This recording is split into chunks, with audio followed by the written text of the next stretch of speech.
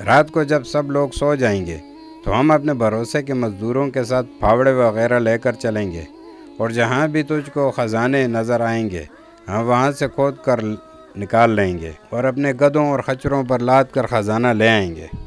اس طرح شداد نے بہت سا سامان اور دولت اور جواہر اکٹھے کر لیے تھے، اور سب گاؤں والوں کو آئے دن دعوتیں کر کر کے اپنا ہمدرد اور رفیق بنا لیا تھا۔ کچھ عرصے بعد جب شداد جوانی کو پہنچا تو شداد نے اپنے گاؤں کے سردار کو قتل کر کے اس کی جگہ پر خود سردار بن بیٹھا۔ ہوتے ہوتے یہ خبر دوسرے حاکموں اور فوجداروں کو پہنچی تو انہوں نے شداد کو سزا دینے کا ارادہ کیا۔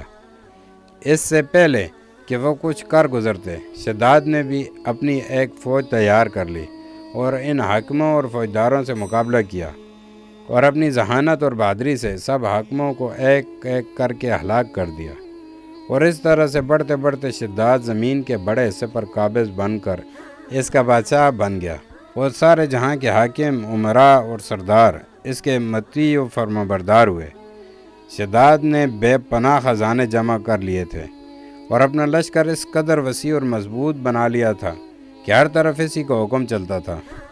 اپنی طاقت اور بہترین حکمت عملی کے ذریعے شداد نے اپنی سلطنت کو کمال عروج بخشا تھا، اور روئے زمین کے کسی انسان کو اتنی طاقت نہیں تھی کہ اس کا مقابلہ کر سکے۔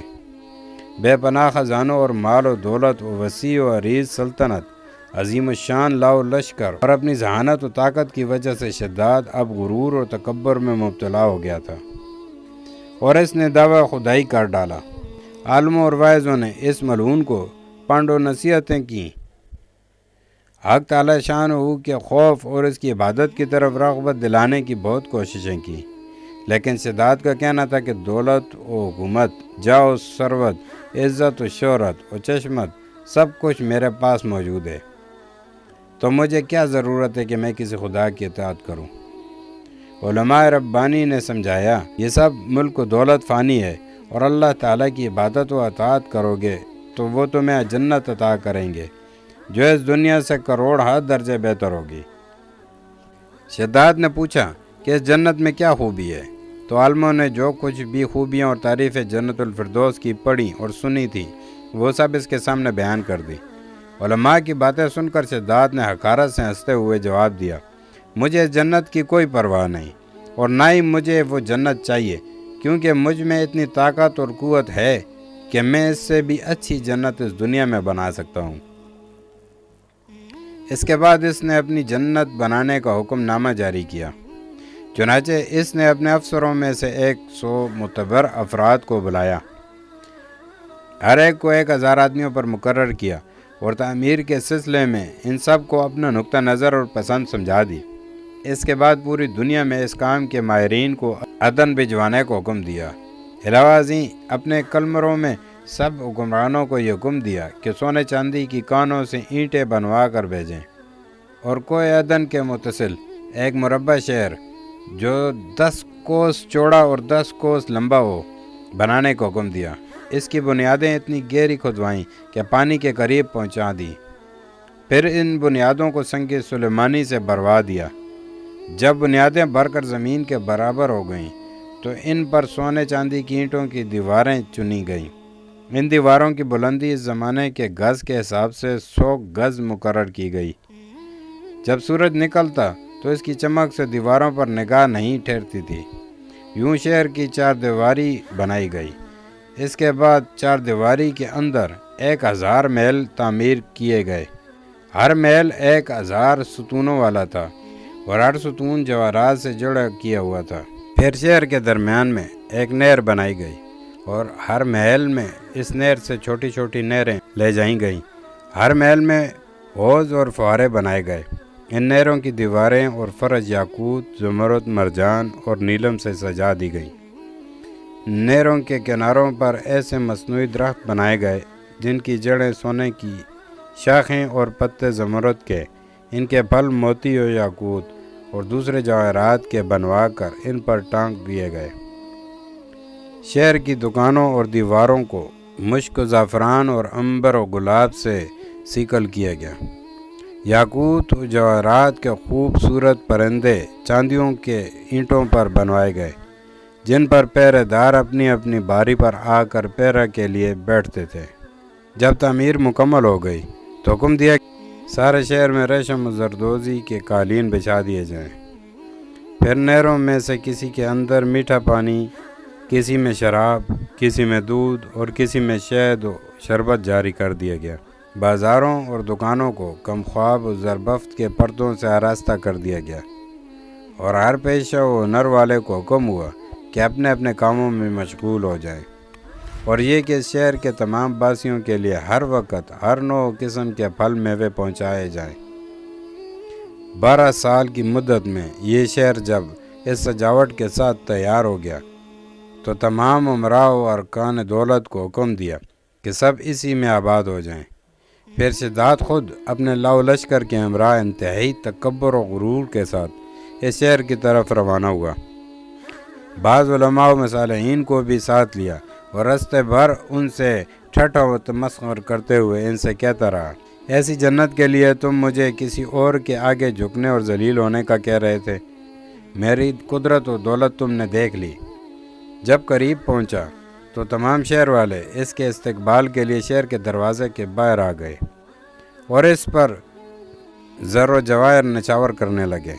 اسی ناز و ادا سے چلتے ہوئے جب شہر کے دروازے پر پہنچا تو روایت ہے کہ ابھی اس نے گھوڑے کی رکاب سے اپنے پاؤں نکال کر دروازے کی چوکھٹ پر رکھا ہی تھا کہ اس نے وہاں پہلے سے ایک اجنبی شخص کو کھڑے ہوئے دیکھا۔ اس نے پوچھا، تو کون ہے؟ اس نے کہا، میں ملک الموت ہوں۔ پوچھا، کیوں آئے ہو؟ اس نے کہا، تیری جان نکالنے۔ شداد نے کہا، مجھ کو اتنی مہلت دے کہ میں اپنی بنائی ہوئی جنت کو دیکھ لوں۔ جواب ملا، مجھ کو حکم نہیں۔ کہا، چلو اس قدر ہی فرصت دے دو کہ گھوڑے پر سے اتر آؤں۔ جواب ملا، اس کی بھی اجازت نہیں۔ چنانچہ ابھی شداد کا ایک پاؤں رکاب میں اور دوسرا چوکھٹ پر ہی تھا، ملک الموت نے اس کی روح قبض کر لی۔ پھر حضرت جبرائیل علیہ السلام نے بڑے زور سے ایک ہولناک چیخ ماری۔ اسی وقت تمام شہر ماں اپنی عالی شان سجاوٹوں کے ایسا زمین میں سما گیا کہ اس کا نام و نشان تک باقی نہ رہا۔ قرآن پاک میں اس کا ذکر اس طرح ہوا ہے، وہ جو ارم تھے بڑے بڑے ستونوں والے، اور شہروں سے اس کی مانند کوئی شہر شاندار نہ تھا۔ شداد اور اس کی جنت کا انجام۔ معتبر تفاسیر میں لکھا ہے کہ بادشاہ اور اس کے لشکر کے ہلاک ہو جانے کے بعد وہ شہر بھی لوگوں کی نگاہوں سے اوجھل کر دیا گیا، مگر کبھی کبھی رات کے وقت عدن اور اس کے ارد گرد کے لوگوں کو اس کی کچھ روشنی اور جھلک نظر آ جاتی ہے۔ یہ روشنی اس شہر کی دیواروں کی ہوتی تھی۔ حضرت عبداللہ رضی اللہ تعالیٰ عنہ بن کلابہ جو صحابی ہیں، اتفاق سے ادھر کو چلے گئے۔ اچانک آپ کا ایک اونٹ بھاگ گیا۔ آپ اس کو تلاش کرتے کرتے اس شہر کے پاس پہنچ گئے۔ جب اس کے میناروں اور دیواروں پر نظر پڑی تو آپ بے ہوش ہو کر گر پڑے۔ جب ہوش آیا تو سوچنے لگے کہ اس شہر کی صورتحال تو ویسی ہی نظر آتی ہے جیسی نبی کریم صلی اللہ علیہ وآلہ وسلم نے ہم سے شداد کی جنت کے بارے میں بیان فرمائی تھی۔ یہ میں خواب دیکھ رہا ہوں یا اس کا کسی حقیقت سے بھی کوئی تعلق ہے؟ اسی کیفیت میں اٹھ کر وہ شہر کے اندر گئے۔ اس کے اندر نہریں اور درخت بھی جنت کی طرح کے تھے، لیکن وہاں کوئی انسان نہیں تھا۔ آپ رضی اللہ تعالیٰ عنہ نے وہاں پڑے ہوئے کچھ جواہرات اٹھائے اور واپس چل دیے۔ وہاں سے وہ سیدھے اس وقت کے دارالخلافہ دمشق میں پہنچے۔ حضرت امیر معاویہ رضی اللہ تعالیٰ عنہ وہاں موجود تھے۔ وہاں جو کچھ ماجرا ان کے ساتھ پیش آیا تھا انہوں نے بیان کر دیا۔ حضرت امیر معاویہ رضی اللہ تعالیٰ عنہ نے ان سے پوچھا، وہ شہر آپ نے حالت بیداری میں دیکھا تھا کہ خواب میں؟ حضرت عبداللہ رضی اللہ تعالیٰ عنہ نے بتایا کہ بالکل بیداری میں دیکھا تھا۔ پھر اس کی ساری نشانیاں بتائیں کہ وہ عدن کے پہاڑ کی فلاں جانب اتنے فاصلے پر ہے، ایک طرف فلاں درخت اور دوسری طرف ایسا کنواں ہے، اور یہ جواہرات و یاقوت نشانی کے طور پر میں وہاں سے اٹھا لایا ہوں۔ حضرت امیر معاویہ رضی اللہ تعالیٰ عنہ یہ ماجرا سننے کے بعد نہایت حیران ہوئے۔ پھر اہل علم حضرات سے اس بارے میں معلومات حاصل کی۔ کیا واقعی دنیا میں ایسا شہر بھی کبھی بسایا گیا تھا جس کی اینٹیں سونے چاندی کی ہوں؟ علماء نے بتایا کہ ہاں، قرآن میں بھی اس کا ذکر آیا ہے۔ اس آیات میں یہی شہر ہے، مگر اللہ تعالیٰ نے اس کو لوگوں کی نگاہوں سے چھپا دیا ہے۔ علماء نے بتایا کہ حضرت صلی اللہ علیہ وآلہ وسلم نے یہ بھی فرمایا ہے کہ میری امت میں سے ایک آدمی اس میں جائے گا اور وہ چھوٹے قد، سرخ رنگ کا ہوگا، اس کے ابرو اور گردن پر 2 تل ہوں گے۔ وہ اپنے اونٹ کو ڈھونڈتا ہوا اس شہر میں پہنچے گا اور وہاں کے عجائبات دیکھے گا۔ جب حضرت امیر معاویہ رضی اللہ تعالیٰ عنہ نے یہ ساری نشانیاں حضرت عبداللہ بن قلابہ میں دیکھی تو فرمایا واللہ یہ وہی شخص ہے۔ اس واقعے میں عبرت کے بے شمار پہلو پوشیدہ ہیں۔ ایک یہ کہ تکبر سے ہمیشہ بچتے رہنا چاہیے کہ تکبر انسان کو تنزلی کی طرف دھکیل دیتا ہے اور متکبر انسان نشان عبرت بن جاتا ہے، کیونکہ تکبر جہنم میں لے جانے والا کام ہے۔ تکبر صرف اللہ رب العزت کی ذات کے لیے ہی مخصوص ہے۔ دوسرا یہ کہ اللہ عز و جل کی خفیہ تدبیر سے ہمیشہ ڈرتے رہنا چاہیے کہ نہ جانے ہمارے بارے میں اللہ کی خفیہ تدبیر کیا ہے۔ اللہ تعالیٰ سے ہمیشہ عافیت طلب کرتے رہنا چاہیے۔ اے اللہ، ہم تجھ سے بری موت سے پناہ چاہتے ہیں اور عافیت کا سوال کرتے ہیں۔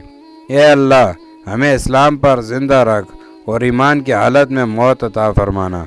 آمین یا رب العالمین۔